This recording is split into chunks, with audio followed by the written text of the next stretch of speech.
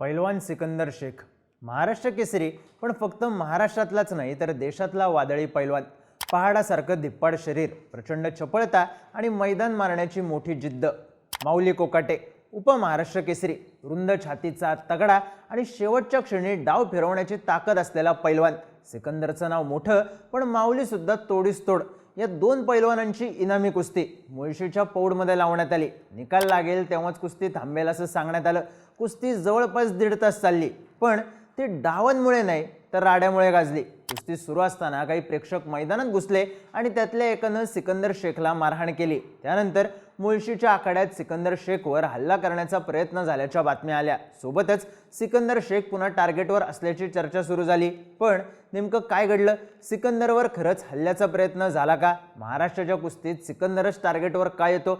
सगळ्या प्रश्नांची उत्तरं जाणून घेऊयात या व्हिडिओमधून. नमस्कार, मी चिन्मय आणि तुम्ही पाहताय बोलभिडू. महाशिवरात्रीच्या निमित्ताने मुळशी तालुक्याच्या पौड विठ्ठलवाडी गावात कुस्ती दंगल आयोजित करण्यात आली होती. यात मल्लिकार्जुन किताबासाठी सिकंदर शेख आणि माऊली कोकाटे या दोघांमध्ये प्रथम क्रमांकाची कुस्ती लावण्यात आली. या कुस्तीसाठीचं बक्षीस होतं तब्बल 11 लाख रुपये. साहजिकच 11 लाखांचं मैदान, 1 नंबरची कुस्ती. यामुळं कुस्ती शौकीन आणि ग्रामस्थांची मोठी गर्दी जमा झाली. मागच्या 12 वर्षांपासून पौड विठ्ठलवाडी गावात महाशिवरात्रीला कुस्तीचं मैदान होतं, ज्यात मागच्या 3 ते 4 वर्षांपासून सिकंदर खेळतोय. पहिलं बक्षीस सुद्धा जिंकतोय. इथल्या आयोजकांनी जोवर सिकंदर कुस्ती खेळतोय तोवर इथं पहिल्या क्रमांकाची कुस्ती त्याचीच खेळवण्यात येईल असं आधीच जाहीर केलंय. पण यावेळची कुस्ती जास्त चर्चेत होती. 11 लाखांचं बक्षीस हा विषय होताच, पण त्यापेक्षा महत्त्वाची होती लढत. माऊली आणि सिकंदर हे सध्याचे महाराष्ट्रातले टॉपचे पैलवान. मैदानी कुस्तीत दोघांचा हात कोणी धरत नाही. असे दोन पैलवान पहिल्यांदाच समोरासमोर येत असल्यानं पौडमधलं हे मैदान प्रचंड चर्चेत होतं. 17 तारखेच्या संध्याकाळी ही कुस्ती नियोजित वेळेपेक्षा काहीशी उशिरा सुरू झाली, कारण बाकीच्या कुस्त्यांना वेळ लागला. कुस्ती सुरू झाल्यावर आयोजकांनी दोन्ही पैलवानांना कुस्ती निकालीच होईल असं सांगितलं. त्यामुळं चुरस आणखी वाढली. दोन्ही पैलवान टॉपचे, मैदान मोठं आणि दोघांमधली ही पहिलीच लढत असल्यानं सिकंदर आणि माऊली दोघंही एकमेकांच्या ताकदीचा अंदाज घेत होते. कुस्ती सुरू होऊन जवळपास तासभर झाला तरी दोघंही आक्रमक होत नव्हते. पंचांकडून, समालोचकांकडून पैलवान कुस्ती करा असं वारंवार सांगण्यात येत होतं, पण जो कोणी खाली जाईल त्याला हमखास चित करण्याचा प्रयत्न होणार याचा अंदाज असल्यानं दोघंही रिस्क घेत नव्हते. दोघांकडून कुस्ती चालवली जात होती. कुस्ती सुरू होऊन साधारण 1 तास 20 मिनिटं झाली होती आणि दोन्ही पैलवान आक्रमक झाले. कुस्ती करता करता माऊलीने सिकंदरच्या मानेवर कसोटा मारला, म्हणजेच फटका मारला. गर्दनखेच करताना मारलेला कसोटा काहीसा जोरात होता. त्यानंतर सिकंदरकडून सुद्धा त्याला अशाच पद्धतीने उत्तर दिलं. दोघांनी जोर लावला. कसोटाचा आवाज मैदानात घुमला, पण माऊलीकडून जास्तीचा जोर लागला गेल्यानंतर सिकंदरने त्याला पकडायचा प्रयत्न केला आणि दोघांमध्ये वाद झाल्याची परिस्थिती तयार झाली. हे घडलं फक्त काही सेकंदांमध्ये, पण खरा राडा झाला त्यानंतर. या दोन पैलवानांमध्ये वातावरण काहीसं गरम झालं होतं आणि त्याच वेळी मैदानाच्या बाहेर बसलेले काही प्रेक्षक थेट आखाड्यात घुसले. यामध्ये माऊली कोकाटेचे समर्थक होते. यातले काही जण सिकंदर शेखच्या अंगावर धावून गेले आणि माऊलीच्या एका समर्थकाने सिकंदरच्या कानावर फटका मारला. त्यानंतर आणखी काही प्रेक्षक मैदानात घुसले. आखाड्यात प्रचंड गर्दी झाली. आयोजक, प्रेक्षक सगळेच जण मैदानात आले. त्यामुळे तणावाची परिस्थिती निर्माण झाली. सिकंदरचे वस्ताद विश्वास हरगुले हे सुद्धा मैदानात आले.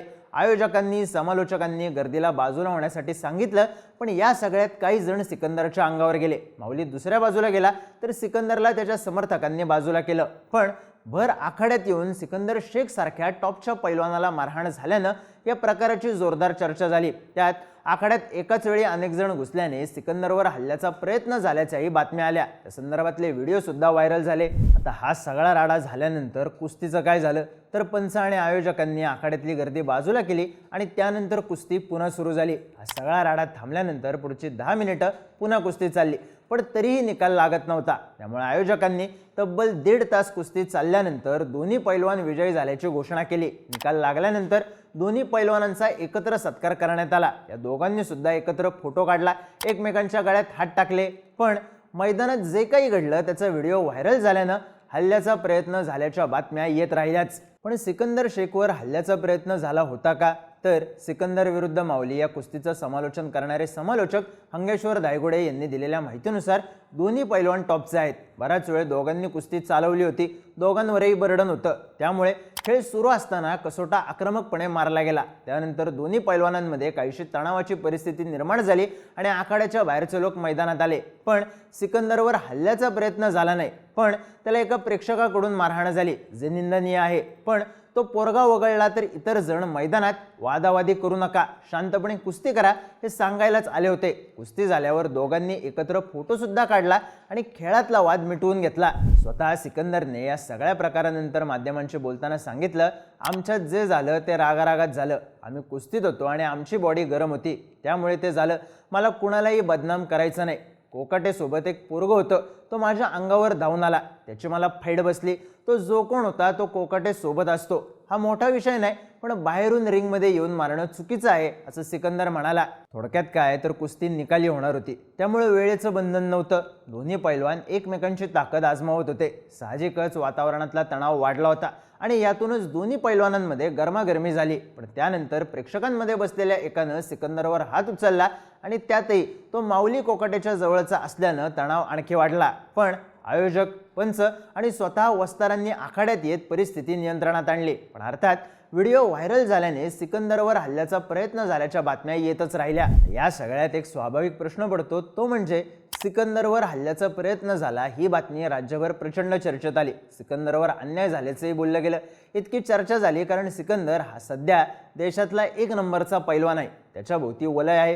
फक्त महाराष्ट्रात नाही तर पंजाबमध्ये सुद्धा त्याच्या कुस्तीला गर्दी होते।